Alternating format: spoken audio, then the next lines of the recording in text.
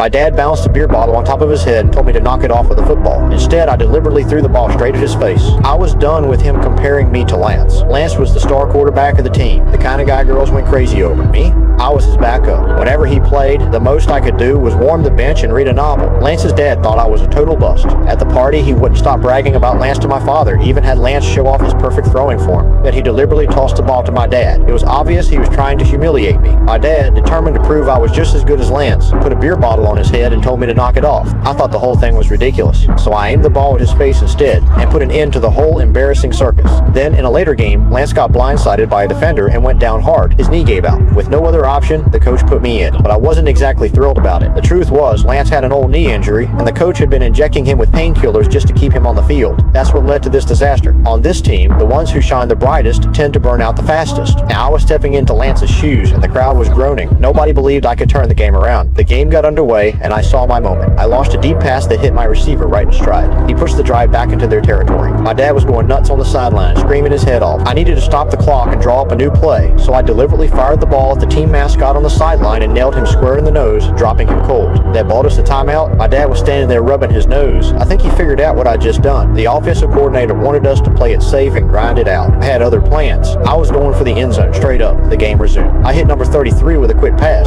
He found open space, then flipped it back to me. I caught it and drove hard toward their end zone. A defender took me down, but I crossed the line anyway. We'd done it. We'd pulled off the comeback. The whole place erupted. Every single person was celebrating, except the head coach, who stood there stone-faced, because I